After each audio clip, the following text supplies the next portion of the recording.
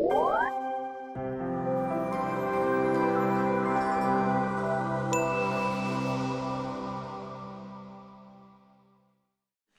Tuhan, selamat siang, shalom.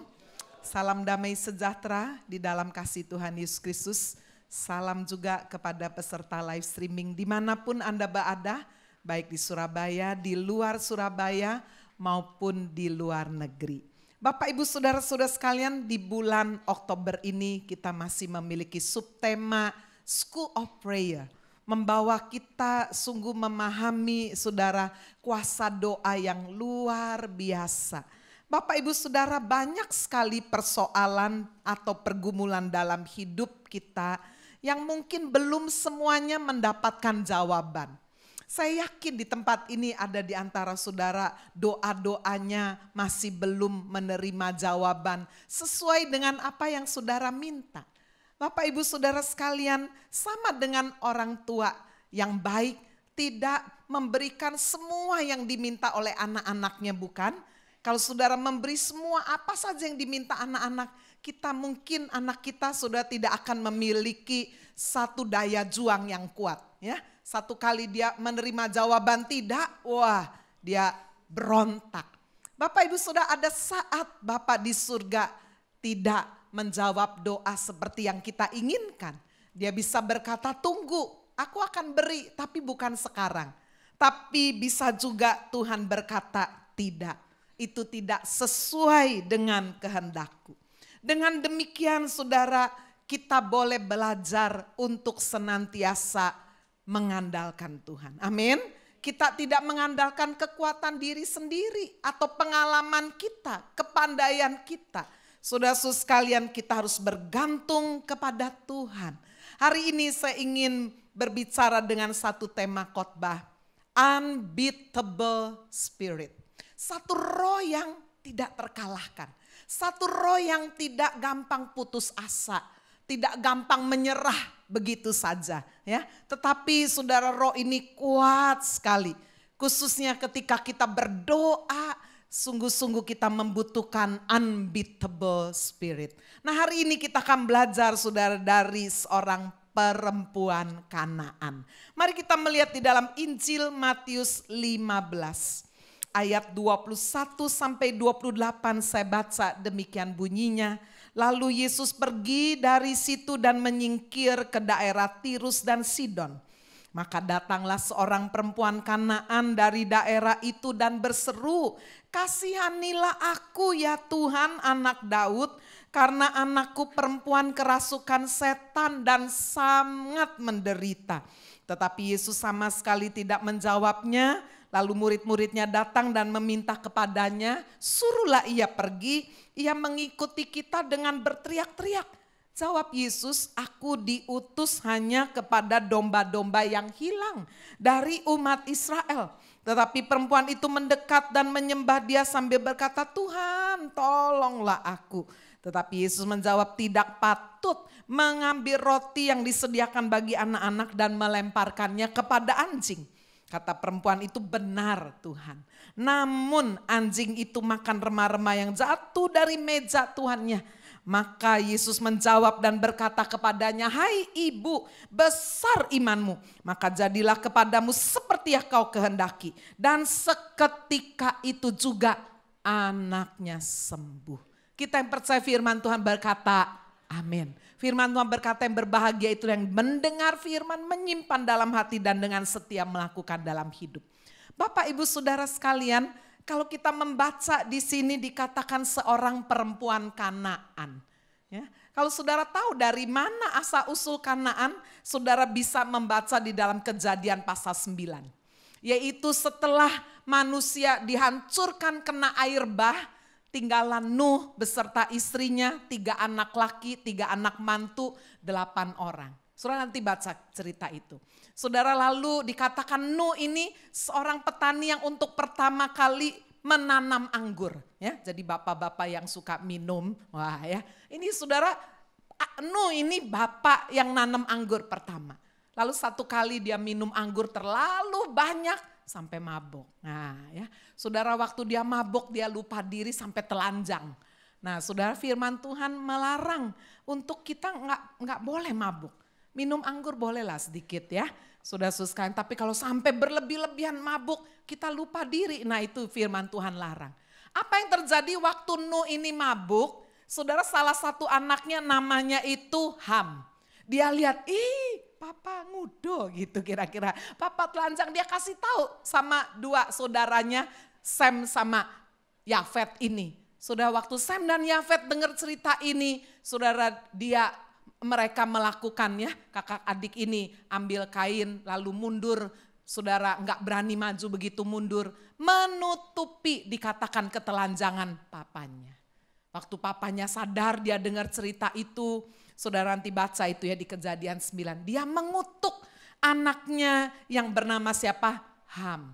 Terkutuklah Kanaan, engkau akan menjadi satu bangsa yang lebih rendah. Wah, Bapak Ibu tahukah bahwa 3 anak Nuh ini kemudian menyebar ke seluruh penjuru dunia. Dan kalau kita lihat saudara, keturunan Sem itulah jadi orang Israel, jadi orang Asia. Keturunan Yafet itulah orang-orang Eropa. Dan keturunan Ham ini orang Mesir, orang Arab, Kanaan, Afrika. Wah ya. Jadi saudara-saudara sekalian, sepertinya mereka ini sudah menjadi satu bangsa yang terkutuk.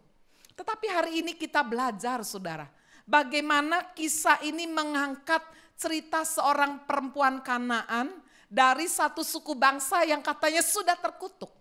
Tetapi saudara, bukankah kita melihat satu cerita yang sangat indah? Saya ingin saudara kita melihat berapa banyak saudara di tempat ini mungkin punya keluarga, latar belakangnya bukan keluarga yang baik-baik. Mungkin papanya punya istri lebih dari 1 ya, apalagi kalau dari orang Chinese. Ya istrinya di sana udah punya, di sini punya, pindah kemana punya. Wah ya, saudara nggak jelas ini dari istri yang keberapa. Atau bahkan mungkin ada di antara saudara yang dilahirkan oleh seorang wanita tidak tahu ayahnya siapa. Ya, nggak jelas. Saudara mungkin merasa, aduh saya ini udah jadi orang yang terkutuk ini. Saya ini orang yang broken home, mungkin papa mama bercerai dan sebagainya. Wah saya nggak punya masa depan. Bapak Ibu, sehingga dengan demikian melihat cara diri yang salah, membuat betul-betul dia menjadi rendah diri, minder, dan merasa bahwa dia ya sudah divonis, sudah jadi orang yang terkutuk. Tetapi hari ini kita lihat luar biasa. Saudara, sekalipun Kanaan sudah dikutuk, tetapi perempuan Kanaan ini bisa berhadapan dengan Yesus dan alami mujizat yang luar biasa. Amin. Itu sebabnya siapapun saudara di tempat ini, apapun latar belakang saudara, kita enggak boleh sombong dengan latar belakang. Amin. Ada yang berkata, oh saya ini keturunan dari kerajaan berdarah biru. Saya bersyukur saya enggak biru darahnya. Darahnya merah aja saudara ya. Bayangin kalau darah saudara benar-benar biru jadi apa. Bapak Ibu, kita enggak boleh juga minder karena latar belakang kita. Yang paling penting adalah bagaimana kita sekarang di dalam Kristus adalah ciptaan baru. Amin. Yang lama sudah berlalu. Nah hari ini kita akan belajar dari perempuan Kanaan. Mengapa dia punya unbeatable spirit. Punya roh yang tidak terkalahkan. Sekalipun dia kayaknya udah divonis, saudara, menjadi bangsa yang terkutuk dan bangsa yang benar-benar lebih rendah dari yang lain. Yang pertama mari kita lihat. Bagaimana wanita ini mengenal Yesus. Oh ya? Iya. Coba kita melihat ayat 22. Datanglah seorang perempuan Kanaan dari daerah itu dan berseru, kasihanilah aku ya Tuhan, anak Daud. Wah, ini sudah seruan dari perempuan Kanaan menggambarkan perempuan ini mengenal Yesus. Dia sudah tahu Yesus, dia sudah dengar cerita mengenai Yesus. Saudara-saudara sekalian, dia sudah memiliki iman bahwa Yesus anak Daud. Semua orang Yahudi tahu Daud adalah raja yang sangat berkenan. Saudara, dan Mesias akan lahir dari keturunan Daud. Itu sebabnya siapapun orang Yahudi kalau menyebut saudara anak Daud itulah berbicara Mesias. Perempuan Kanaan ini sedang berkata, Yesus Mesias juru selamat, kasihanilah aku. Dia punya iman Yesus sebagai Tuhan. Bapak Ibu, inilah syarat yang pertama dan utama. Doa-doa kita ini ada pada sasaran yang tepat. Saudara kalau mau meminta sesuatu, saudara harus tahu dong orang yang saudara mintai tolong ini kompeten atau tidak. Betul tidak? Kalau saudara punya masalah rumah tangga, ya jangan datang sama orang yang gak bisa konseling. Yang orangnya sendiri rumah tangganya gak karu-karuan. Kalau saudara perlu sesuatu pertolongan, masuk rumah sakit gak ada uang, ya jangan datang sama yang ada di pinggir jalan yang minta-minta kan. Gak berpotensi, dia sendiri gak punya sesuatu sudah untuk dirinya, apalagi kasih kepada saudara.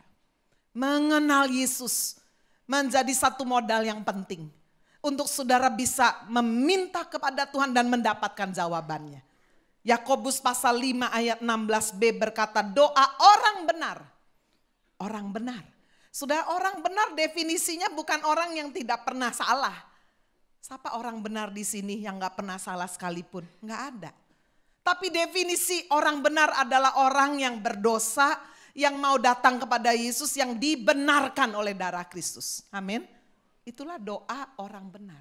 Dan wanita ini kembali kita melihat saudara, dia mengenal Yesus sebagai juru selamat yang mengampuni dosa, sebagai Tuhan. Bandingkan saudara dengan seorang pengemis yang buta, yang miskin. Coba, namanya adalah Bartimeus. Kita melihat di Lukas 18 ayat 35. Waktu Yesus hampir tiba di Yeriko, ada seorang buta yang duduk di pinggir jalan dan mengemis. Waktu orang itu mendengar orang banyak lewat, dia bertanya, apa itu? Ya, namanya juga buta, jadi dia tanya, apa itu? Kok orang banyak sekali nih? Lalu kemudian salah seorang berkata, kasih tahu itu Yesus, orang Nazaret lewat. Ya, Yesus dibesarkan di Nazaret, lahir di Bethlehem, dua-duanya kota kecil. Saudara, kalau sampai hari ini saudara pergi ke Israel, Bethlehem itu kota kecil, apalagi sekarang sedang dikuasai Palestina. Ya. Lalu saudara misalnya dibawa ke Nazaret, tempat Yesus dibesarkan di situ, kampung. Enggak ada gedung bertingkat pencakar langit, enggak ada. Jadi desa. Jadi seakan-akan saudara orang yang lewat ini memberitahu kepada Bartimeus, Yesus itu loh orang dari kampung Nazaret. Satu informasi yang sangat biasa. Ya, sama seperti kalau dulu saya sebelum tinggal di Surabaya, orang mengenal siapa sih Agnes Maria? Itu loh penginjil putih, kurus, perempuan dari Bandung. Nah, kira-kira begitulah. Just information. Tetapi yang luar biasa saudara, waktu Bartimeus mendengar Yesus, nama Yesus, dia jawab apa di ayat 38, Lukas 18. Ia berseru, Yesus apa saudara? Anak Daud, kasihanilah aku. Dia tidak ikut orang lewat, Yesus orang Nazaret, enggak ada kuasanya. Tapi dia berkata Yesus anak Daud, Yesus Mesias, Yesus Tuhan, you are Lord. Wow, mengenal Yesus. Saudara menjadi modal utama untuk kita itu punya roh yang sangat kuat. Iman yang datang dari pendengaran akan firman Tuhan. Baik saudara wanita Kanaan maupun Bartimeus tidak punya modal. Bartimeus miskin, buta, pengemis. Enggak punya modal kaya, enggak punya koneksi kedudukan untuk bisa ketemu Yesus. So mau ketemu orang yang berkuasa kan harus punya modal. Secara manusia baik Bartimeus, baik perempuan Kanaan tidak punya modal apa-apa. Betul gak saudara? Satu Kanaan, aduh bangsa yang terkutuk. Tapi luar biasa. Pengenalan terhadap Kristus. Yesus Mesias, Yesus Tuhan. Kasihanilah aku. Saudara, ini bagian yang sangat amat penting. Bagaimana iman kita bisa bertumbuh? Firman Tuhan berkata Roma 10 ayat 17. Iman datang dari pendengaran akan firman. Jadi kalau saudara gak pernah baca firman, gak mungkin iman itu tiba-tiba datang magic, gak mungkin. Iman itu datangnya saudara seperti nanam pohon. Saudara gak mungkin hari ini nanam, wah besok keluar pohon, gak mungkin. Hari ini saudara tanam biji, ya besok keluar enggak? Enggak, saudara sirami lagi. Begitu rahasia, waktu malam mulai keluar tunas. Ya, lama-lama tumbuh, itulah iman. Kita sirami apa? Sudah dengan tekun membaca firman tiap hari, rutin, tekun. Gereja ini punya program namanya Bible Club. Mengajak saudara-saudara untuk membaca Alkitab tiap hari. Ya, Saya masuk ke grup bulan Juli yang dimulai tahun lalu. Saudara, baru beberapa hari yang lalu masuk putaran 3. Artinya udah baca dari Matius sampai kitab Maleakhi, perjanjian baru sampai perjanjian lama udah masuk putaran yang ketiga. Ada orang-orang memilih, saya udah selesai, saya nggak mau ikut lagi. Keliru saudara, ya. Membaca Alkitab itu bukan sampai selesai 1 kali cukup, tidak. Tapi Yesus berkata, bertekunlah membaca Alkitab sampai aku datang. Amin. Tertolong sekali di dalam WhatsApp grup, sehingga kalau belum baca, aduh kayak punya utang nih. Baca 5 pasal. Kalau ada anak-anak muda, 3 pasal. Saya punya anak SD mulai kelas 3, ajaklah mereka membaca 2 pasal. Ya, nanti yang mau boleh daftar. Kasih nama, nomor WhatsApp saudara, nanti di-invite. Ya, di website Happy Family pun ada linknya, www.hfc/pendaftaran. Nah, itu nanti saudara bisa langsung ada di dalam satu komunitas membaca tiap hari. Iman itu datang dari pendengaran akan firman Tuhan. Amin. Kalau saja wanita ini tidak mendengar cerita siapa Yesus, apa yang dilakukannya, enggak mungkin dia berseru, Yesus anak Daud, Mesias. Enggak mungkin. Ini rahasia yang pertama. Yang kedua, mari kita melihat saudara, unbeatable spirit. Roh yang tidak terkalahkan ini. Saudara, yaitu memiliki ketekunan. Waktu saudara sekalian perempuan Kanaan ini berseru, Yesus anak Daud, kasihanilah aku. Coba kita lihat responnya Yesus ayat 23. Tetapi Yesus, apa saudara? Sama sekali tidak menjawabnya. Wow. Ada saat saudara doa-doa kita ini kayaknya tidak dijawab ya. Ada saat kita merasa bahwa Tuhan itu kok diem aja. Saya udah doa bu, udah puasa mungkin, udah berseru, tapi kok dia cuek aja. Ya, Yesus diam saja. Kalau saudara merasa doa saudara itu enggak dijawab, Yesus rasanya diam saja. Nomor 1, koreksi dan evaluasi diri. Mungkin di dalam hidup kita ini ada dosa yang belum kita tinggalkan. Ada kejahatan ya yang kita masih simpen. Ada kebencian yang masih berakar urat. Sebab kalau saudara masih banyak sekali kepahitan, saudara tidak mungkin menerima jawaban doa.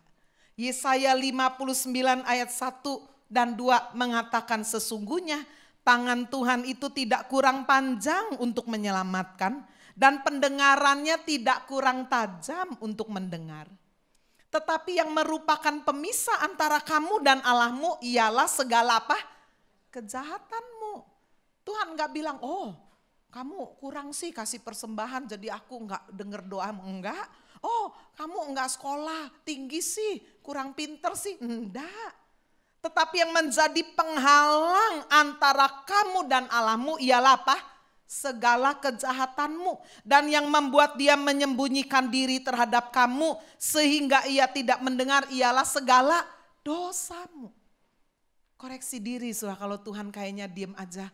Ya, apakah Tuhan ada dosa, kesalahan? Ya, kalau sudah koreksi diri, langkah yang kedua apa saudara? Minta hikmat Tuhan. Ya, saya kasih contoh saudara, seorang raja namanya Saul. Saul ini raja yang dipilih Tuhan loh. Diurapi luar biasa. Tetapi di tengah perjalanan hidup dia memberontak. Dia tidak taat dan lebih buruk lagi dia tidak mau mengakui segala kesalahannya. Inilah yang membedakan Saul dengan Daud. Dosanya Daud mestinya lebih parah daripada dosa Saul. Dosa Saul itu tidak taat. Dosanya Daud ini dosa berzina, membunuh, waduh lebih serem.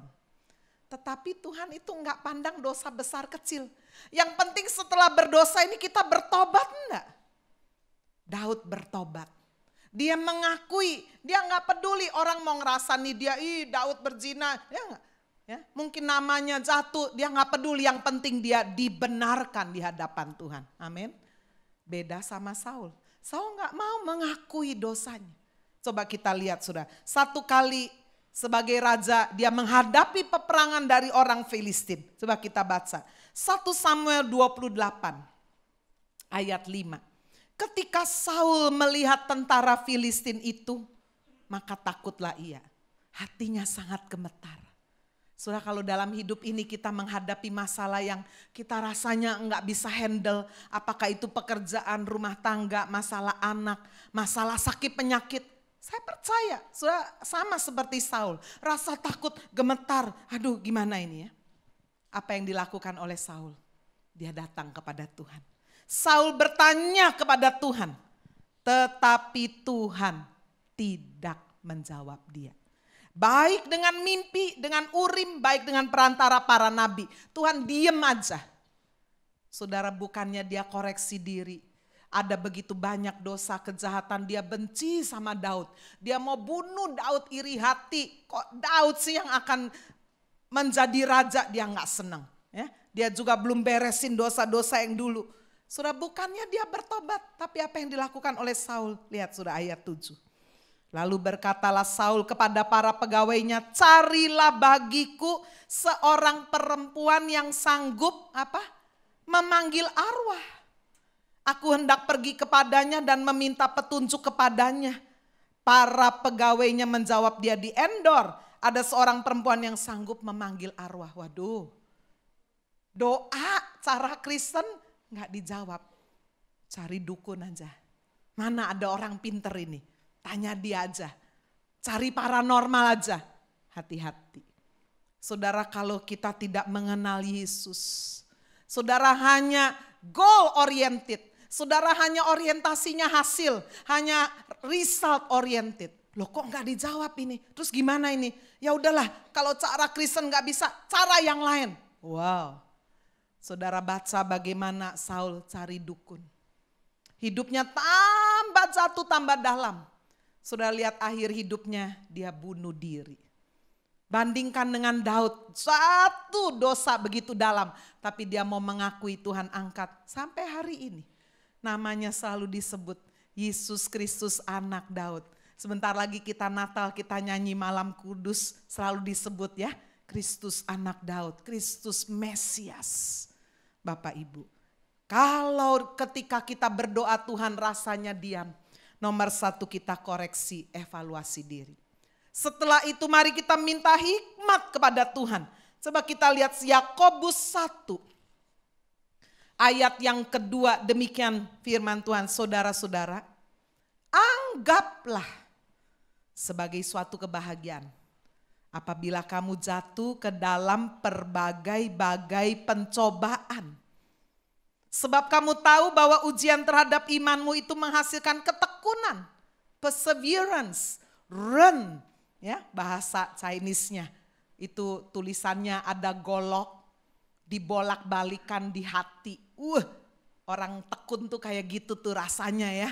Kok gak selesai-selesai ini? Kamu tahu bahwa ujian terhadap imanmu menghasilkan ketekunan.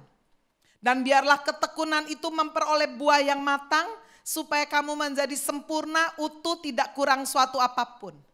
Di tengah persoalan pencobaan, minta hikmat. Amin. Ini diajarkan di ayat 5. Ada di antara kamu yang kekurangan hikmat, hendaklah ia memintakannya kepada Allah. Yang memberikan kepada semua orang. Tuhan gak pilih kasih. Kalau kita minta hikmat, saudara ada persoalan, pencobaan, coba datang Tuhan, ada dosa kasih tahu dong. Kalau Tuhan udah kasih tahu ya kita cepat bertobat. Setelah itu Tuhan minta hikmat.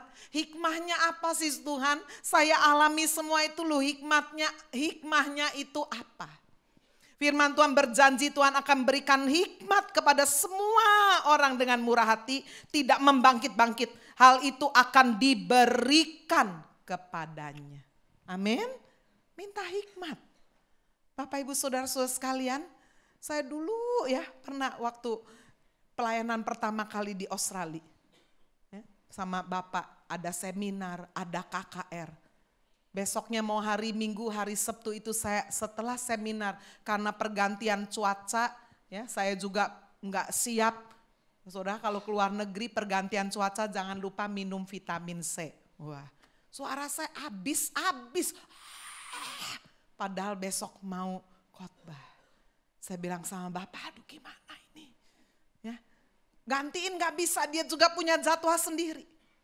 Malam itu kami berdoa. Tuhan, aduh ini jauh-jauh pelayanan. Udah di set sedemikian rupa, besok ada di berbagai gereja ini. Mau khotbah, suara gak ada ini.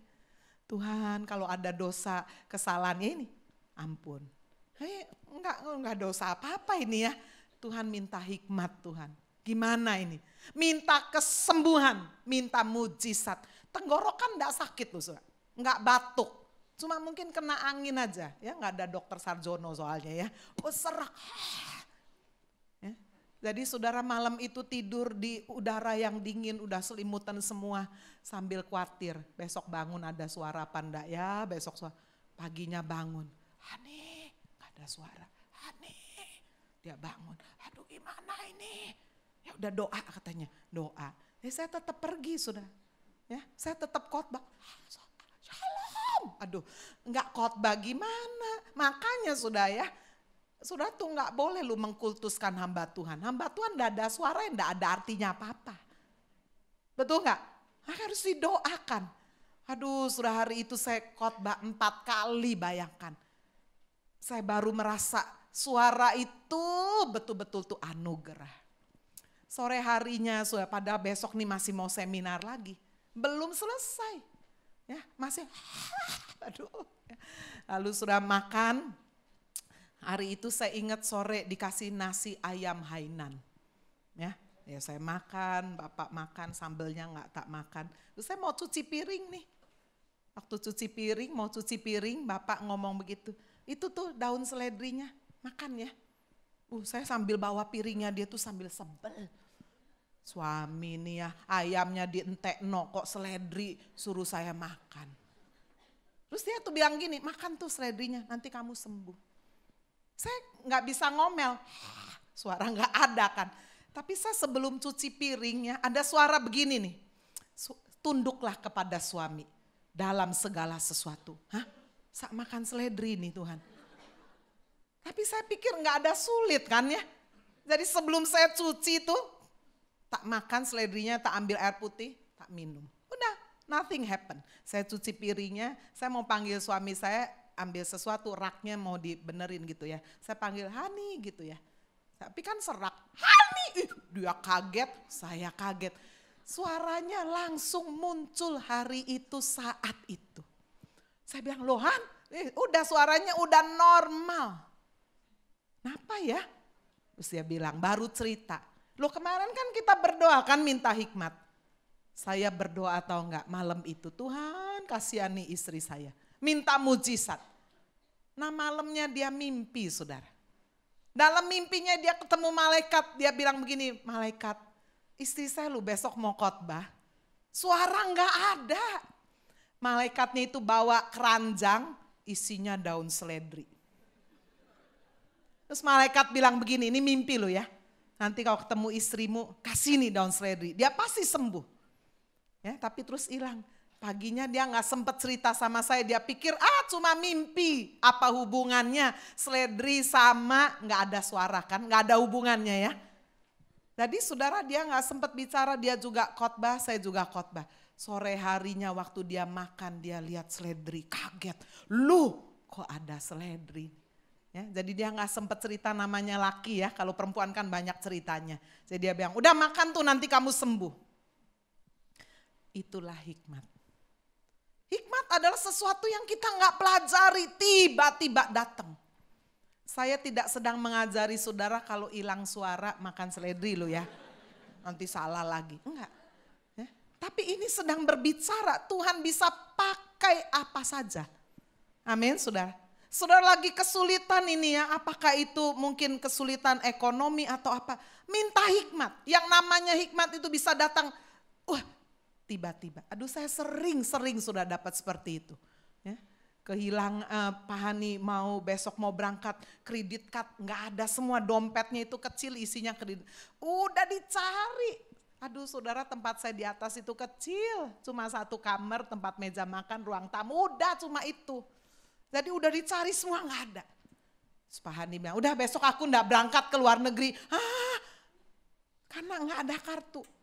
Malam itu dia udah mau batalin semua sudah kartu-kartunya itu.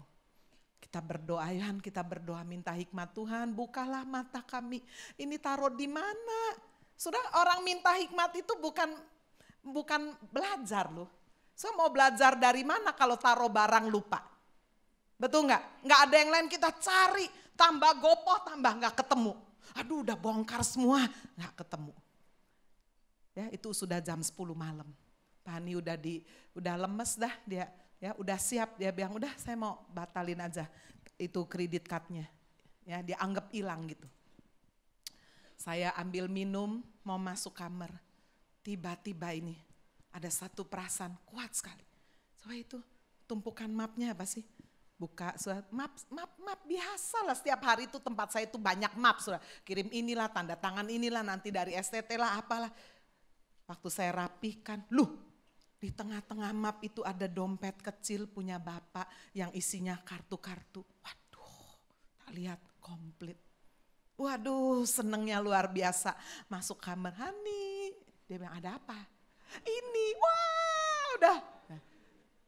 Minta hikmat. Amin. So udah minta hikmat. Ada jalan buntu. Ini gak bisa, itu gak bisa. Berlutut saudara. Tanya Tuhan, Tuhan minta hikmat jalan keluar apa Tuhan? Firman Tuhan berkata, barang siapa yang kekurangan hikmat, minta kepada Allah. Dia akan memberikan kepada semua orang dengan murah hati. Amin. Ya, sekarang kita lihat apa yang dialami oleh perempuan ini, dia didiemin. Yang kedua, dia ditolak. Ditolak oleh siapa? Oleh murid-murid Yesus. Coba kita lihat ayat 23. Tetapi Yesus sama sekali tidak menjawabnya. Lalu murid-muridnya datang dan meminta kepadanya, suruhlah dia pergi. Ia mengikuti kita dengan berteriak-teriak kampungan ini. Suruh pergi, diusir. Jawab Yesus, ya, aku diutus hanya kepada domba-domba yang hilang dari umat Israel. Kamu Kanaan, nggak bisa, kira-kira begitu. Wah ini penolakan. Penolakan itu menyakitkan ya saudara ya. Nah, menyakitkan. Saudara, perempuan ini ditolak oleh murid-murid Yesus. Ditolak juga oleh Yesus. Saudara-saudara sekalian, apakah ayat ini berbicara, sedang mengajarkan kita bahwa Yesus itu rasialis? Bahwa Yesus itu gak mau menolong, gak mau mendengar doa orang kalau bukan Israel. Apa begitu? Tidak. Tetapi saudara, prioritas pelayanan Yesus hanya 3 tahun. Itu utama untuk bangsa Israel lebih dulu. Ya, coba kita membaca bagian yang lain. Markus pasal 7 ayat 27. Lalu Yesus berkata kepadanya, biarlah anak-anak kenyang dulu. Anak-anak yang dimaksudkan siapa? Orang Israel. Ya, baru nanti yang lain. Roma 15 ayat 8. Yang aku maksudkan ialah bahwa oleh karena kebenaran Allah, Kristus telah menjadi pelayan orang-orang yang bersunat. Maksudnya apa? Orang Israel, orang Yahudi. Tapi bukan berarti saudara bangsa lain tidak ada kesempatan sama sekali, tidak. Tetapi prioritas pelayanan Yesus yang singkat utamanya untuk orang Israel lebih dulu. Barulah saudara Tuhan beri perintah kepada Petrus, kepada Paulus, kepada murid-muridnya untuk memberitakan keselamatan juga kepada bangsa lain. Coba kita baca ya salah satu contoh, Kisah Rasul 9 ayat 15. Tetapi firman Tuhan kepadanya, ini kepada Ananias. Ya, waktu Saulus mendapat lawatan dari Tuhan, Saulus, mengapa engkau menganiayaku? Dia rebah buta 3 hari 3 malam, lalu didoakan oleh Ananias. Dan ada firman Tuhan, pergilah sebab orang ini adalah alat pilihan bagiku untuk memberitakan namaku kepada siapa?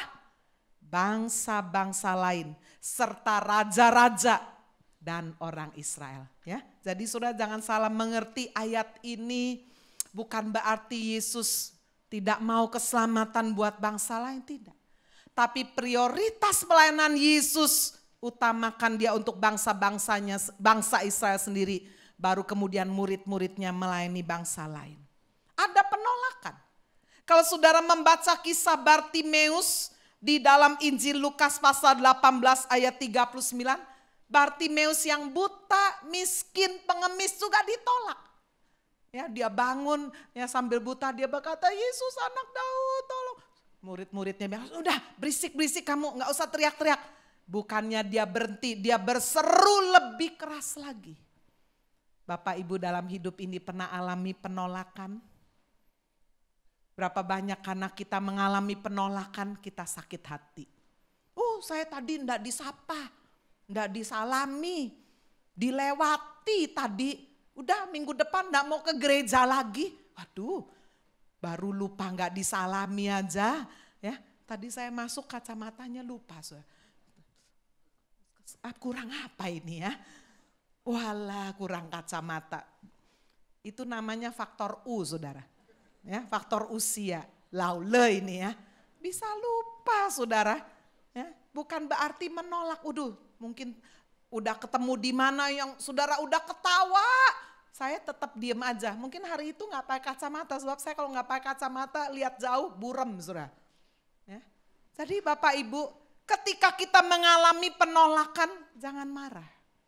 Daud dalam kehidupannya pernah alami penolakan. Dia ditolak oleh saudara-saudaranya. Perempuan yang meminyaki kaki Yesus seharga 300 dinar ditolak oleh murid-muridnya. Buat apa kamu boros-boros kasih untuk Yesus? Wah ya, sebentar lagi mau Natal. Happy Family Natal adakan di Grand City, biayanya mahal sudah. Sewa mahal, sewa sound system, semuanya mahal. Ada orang bilang, buat apa boros-boros kayak begitu? Wah, saudara ada saat kita celebrate. Ya, kecuali kalau tiap hari nyewa sana, nah itu. Jadi sudah ada saat di mana kita juga seperti perempuan ini meminyaki kaki Yesus. Tapi ada orang-orang yang menolak dia. Ya, pahami cerita saya tadi malam. Ada seorang saudara dari, kalau nggak salah ini dari Eropa ya. Satu kali saudara dia beli mobil Lamborghini. Setelah dia beli, apa yang dia lakukan? Dia kubur mobil itu. Dia beli seharga 13 miliar. Berapa? 13 miliar. Dikubur. Dia dikritik abis-abisan. Gila kamu ya, mau pamer kekayaan ya. Beli mobil baru dikubur. Saudara setuju gak kalau saya beli mobil dikubur? Wah, apa ini? Dia diam aja. Setelah dikritik habis-habisan. Lalu dia keluar di media sosial. Dia bilang, saudara untuk mobil yang begitu mewah. Saya beli harga 13 miliar. Uang-uangku dewek. Nggak nyuri, nggak minta, kamu protes. Kamu kritik. Berapa banyak organ-organ tubuh yang sangat mahal. Jantung, paru-paru, mata yang bagus. Kamu kubur. Seharusnya organ-organ tubuh yang masih bagus itu kita bisa sumbangkan untuk orang-orang yang cacat. Memang dia lagi tergerak sekali untuk orang-orang yang mati ini, organ-organ tubuhnya yang bagus ini bisa didonorkan. Wah saudara, lewat cerita ini orang-orang sebangsanya ini saudara tergerak untuk mulai mendonorkan sebelum mati, tanda tangan kontrak. Saya kalau mati nanti organ tubuh yang masih bagus kasih, silahkan untuk orang-orang yang cacat. Saya rela daripada organ tubuh dikubur. Tetapi saudara orang kaya ini sebelum bisa benar-benar mendorong orang lain untuk menyumbangkan organ-organ tubuhnya, dia harus rela mengorbankan berapa? 13 miliar. Bapak Ibu, ada banyak orang sukanya langsung mengkritik. Itu kok nyumbang kok? Wah ya, saudara nggak usah heran. Di dalam zamannya Yesus pun penolakan terjadi. Tapi apa yang dilakukan perempuan ini? Unbeatable spirit. Rohnya itu tetap kuat. Saudara, dia bukan hanya didiamkan, ditolak, dia dihina. Coba kita lihat ya. Di ayat 26. Tetapi Yesus menjawab, tidak patut mengambil roti yang disediakan bagi anak-anak dan melemparkannya kepada siapa? Anjing. Wow. Saudara, Yesus berkata apa? Enggak cocok. Roti itu mengenyangkan kita. Tapi ini bicara rohani ya. Roti ini bicara hidup yang kekal, keselamatan, kesembuhan. Roti ini hanya untuk anak. Anak bicara orang Israel. Tidak patut melemparkannya kepada anjing. Anjing bicara bangsa kafir. Orang Yunani biasa sudah dengan istilah ini. Tapi bukannya wanita ini marah, sakit hati. Tetapi saudara, dia malah berkata apa? Benar Tuhan. Ya, dia memiliki iman yang teguh. Apa yang dikatakan Tuhan Yesus tidak pernah salah. Dia bilang apa? Benar Tuhan. Tuhan mau lihat saya memang orang kafir. Saya perempuan Kanaan. Saya bangsa yang dikutuk. Itu benar Tuhan. Tapi jangan lupa. Ya, di ayat 28 dikatakan, di ayat 27. Benar Tuhan, namun anjing itu juga makan remah-remah yang jatuh dari meja tuannya. Dia berperkara kepada Tuhan. Tuhan, engkau bilang aku ini orang kafir bisa makan dengan anjing. It's right. Engkau tidak salah sama sekali. Tapi bukankah orang kafir juga masih bisa dapat kesempatan remah-remahnya? Sisa-sisanya, Bapak Ibu, unbeatable spirit. Roh di dalam diri wanita ini luar biasa kuat. Karena pengenalan kepada Yesus, dia memiliki ketekunan, dia memiliki iman yang teguh. Dia tidak marah dan sakit hati. Saudara tahukah, satu batang pohon bisa membuat jutaan batang korek api. Betul? Tapi satu batang korek api, kalau disulut, dinyalakan, bisa membakar jutaan pohon. Bapak Ibu, korek api itu kepalanya gak ada otaknya. Benar gak? Itu sebabnya disulut langsung terbakar. Nah ingat baik-baik, ada banyak dari kita saudara, kepalanya harusnya ada otaknya, ada akal budinya. Disinggung orang, dihina orang, ngamuk. Marah, meluap-luap, emosinya naik. Akhirnya melakukan hal-hal yang merusak. Betul tidak sudah? Karena gara-gara marah. Saudara lihat di YouTube viral sekali. Ayo Bu, dibuka. Enggak, aku enggak buka. Kamu enggak tahu siapa saya. Wah marah. Akhirnya petugasnya ditampar. Masuk YouTube. Anaknya sampai bilang, udah maksudnya ojo gegeran gitu loh. Nah ini kayak batang korek api saudara. Disulut langsung, terbakar. Marah itu enak saudara, keluar. Tapi abis itu ada resiko kan. Ada masalah sudah dengan kemarahan itu. Hari ini kita belajar sudah dari perempuan Kanaan ini. Unbeatable spirit. Dia didiamkan. Dia ditolak, dia dihina sedemikian rupa. Dia gak marah. Saudara sampai Yesus berkata apa? Hai ibu besar imanmu. Maka jadilah kepadamu seperti yang kau kehendaki. Dan seketika itu juga anaknya sembuh. Hari ini saya berdoa, saya berharap siapapun saudara. Mari kita belajar dari perempuan Kanaan ini. Memiliki roh yang teguh. Unbeatable spirit. Mengenal Yesus. Dia memiliki ketekunan yang luar biasa. Dan dia benar-benar ada dengan iman yang teguh. Tidak goyang sedikit pun. Sampai dia mendapatkan apa yang dia minta kepada Tuhan. Amin. Tuhan Yesus memberkati kita semua.